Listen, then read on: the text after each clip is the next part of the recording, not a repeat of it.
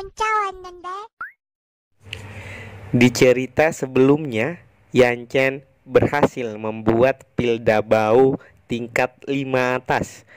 Namun Master Subai beralasan tidak dapat menilai hasilnya karena Yanchen belum tergabung dalam asosiasi alkimia. Dengan serentak, Ketua Luoji, Wakil Meng, dan Master Liu memberi hormat dan meminta Yanchen agar sudi masuk dalam asosiasi yang dipimpin Ketua Luoji. Kemudian Yanchen berdiri dan mengatakan jika dirinya menerima tawaran tersebut. Hal itu membuat Master Zhang terkejut akan keputusan yang diambil oleh ayah angkatnya. Master Subai hanya bisa pasrah mendengar keputusan Yanchen yang tidak memilih masuk ke asosiasi pusatnya. Lalu Master Subai mengumumkan secara resmi jika pagelaran promosi alkimia telah sukses dan resmi menjadi salah satu perkumpulan manajemen alkimia. Ketua Luoji segera menghampiri Master Subai untuk berterima kasih. Di sini, Master Zhang terlihat kecewa mengenai keputusan Yanchen tadi.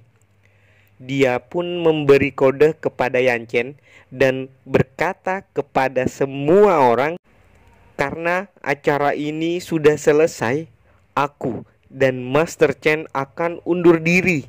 Dan untuk hari ini aku ucapkan selamat kepada kalian semua."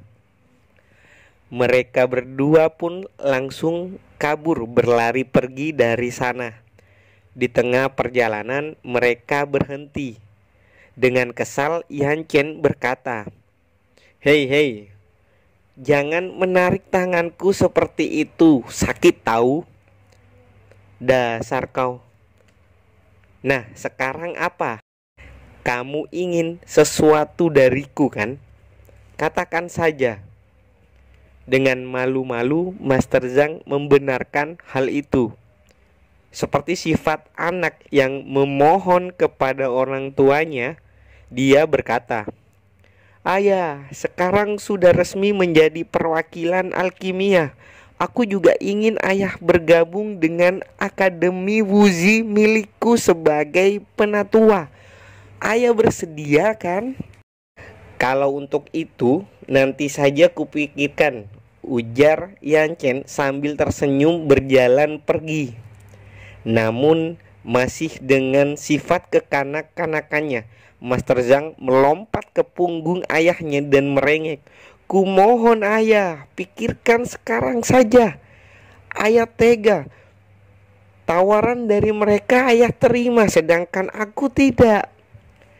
Sambil menepuk kepalanya, Yanchen berkata, Iya, aku mau.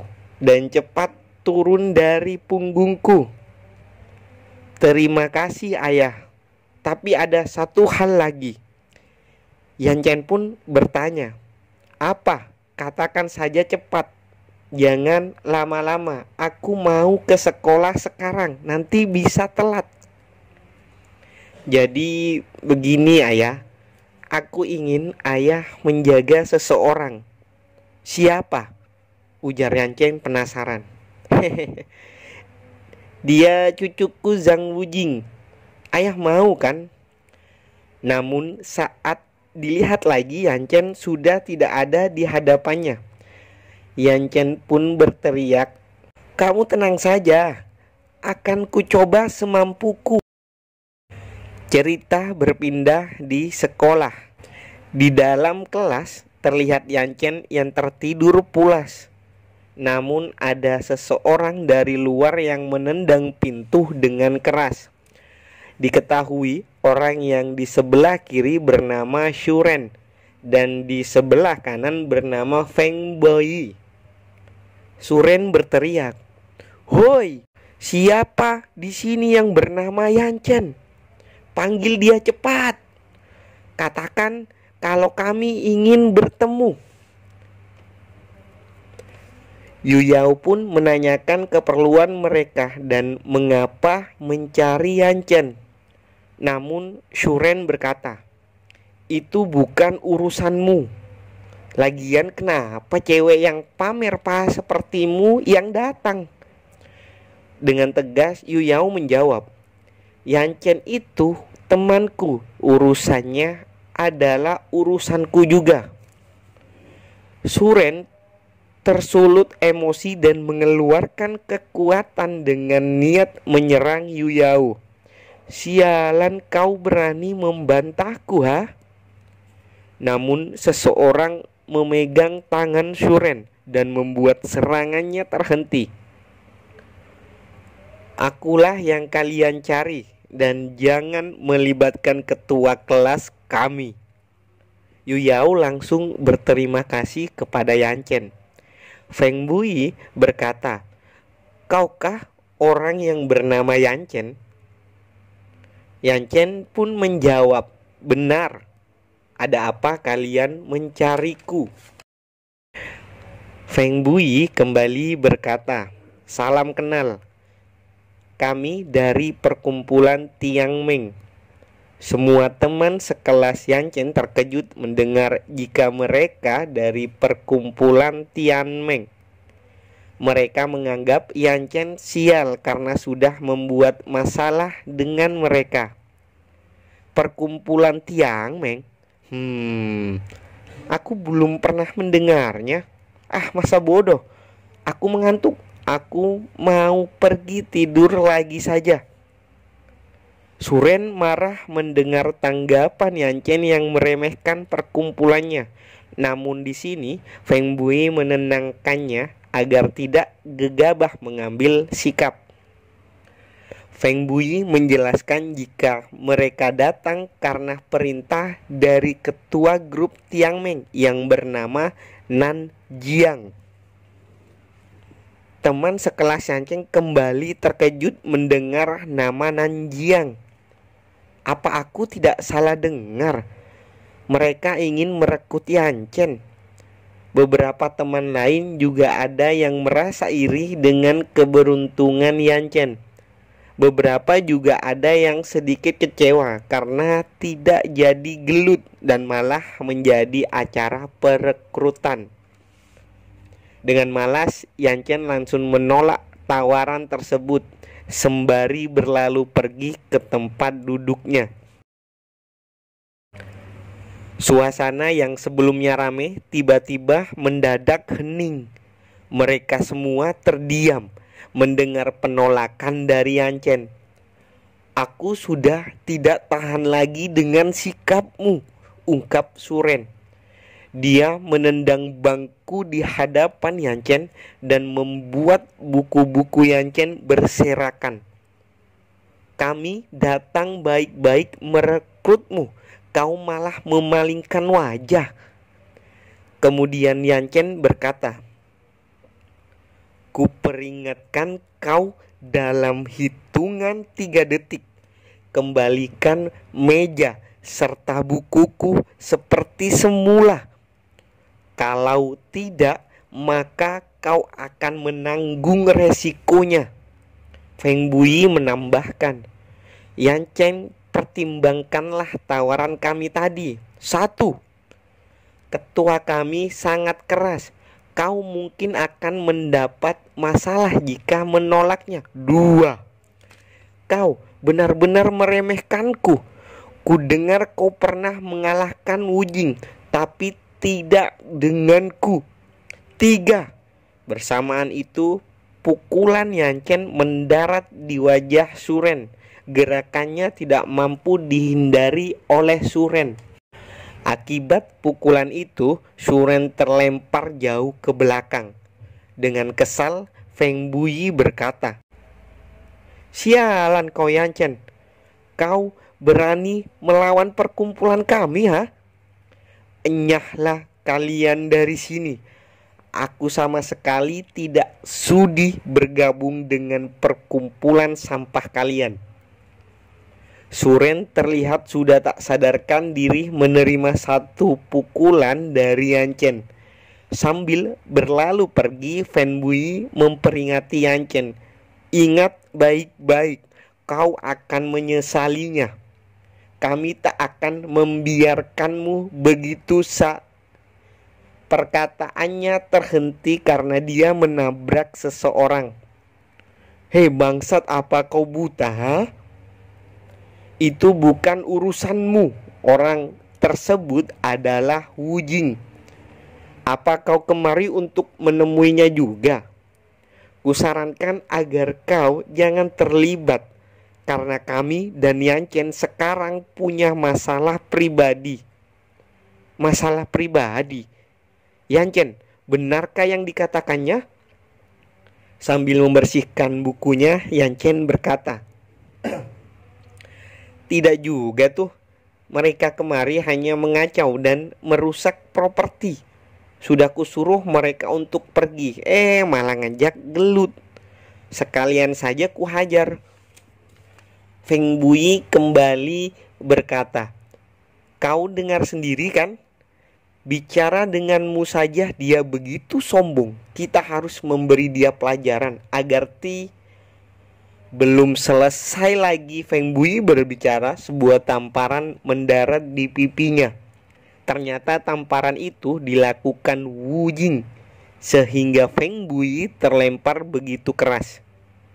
Pemandangan tersebut kembali membuat teman-teman Yan Chen menganga tak percaya. Sambil memegangi pipinya, Feng Bui yang kesal memutuskan untuk pergi dari sana.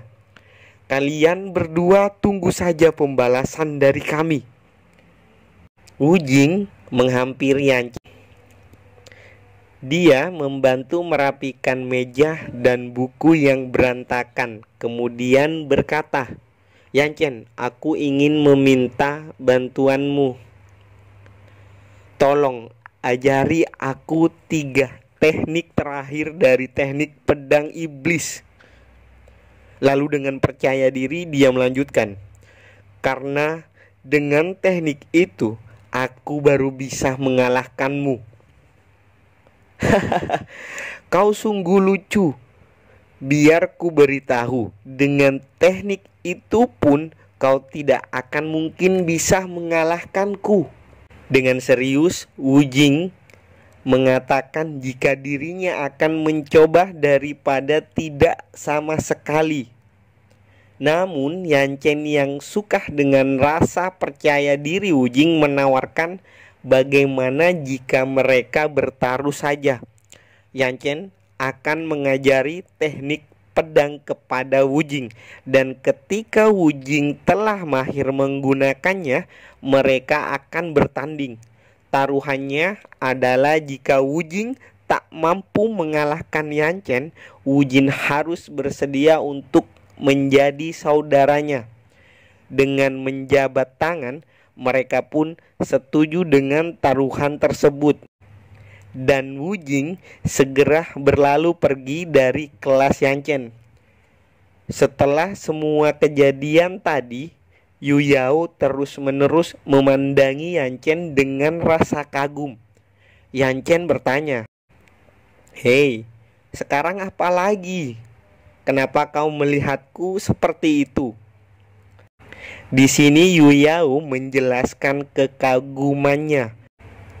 Mulai dari Yan Chen yang mampu menguasai teknik pedang, lalu memberikan jimat pelindung yang sangat kuat, dan rumor yang mengatakan jika Yan Chen juga seorang master alkemi. Lantas sebenarnya kau siapa? Aku penasaran dari mana asal kekuatanmu itu. Khawatir Yu Yao mencurigainya, Yan Chen dengan keringat dingin beralasan jika itu semua adalah rahasianya dan itu privasi Yan Chen. Ayolah Yan Chen, ayo beritahu padaku, ayolah, ujar Yu Yao yang sangat penasaran. Yan Chen segera memegang kepala Yu Yao. Sudah, hentikan. Ini bukan dirimu yang biasanya. Dengan ekspresi imutnya, Yu Yao pun menuruti perkataan Yan Chen. Cerita berganti sepulang dari sekolah. Yan Chen menuju rumahnya berpikir untuk membeli herbal sehingga bisa meningkatkan kultivasinya. Meski kini dia sudah mencapai tingkat 6, namun dia merasa masih harus bertambah kuat. Ternyata secara diam-diam Yu Yao mengikuti Yan Chen dari belakang karena rasa penasarannya dengan latar belakang Yan Chen. Hal itu tentu saja segera disadari oleh Yan Chen. Yan Chen pun memutuskan untuk berlari menghindari Yu Yao. Namun itu sia-sia karena Yu Yao pun ternyata ikut berlari mengejarnya. Sambil tersenyum licik, Yan Chen memiliki sebuah rencana. Dia menghampiri wanita di depan rumah bordil. Mereka pun bertanya tentang keperluan Yan Chen yang datang ke tempat seperti ini. Karena jika datang berarti adalah tamu, dan seorang tamu biasanya akan membeli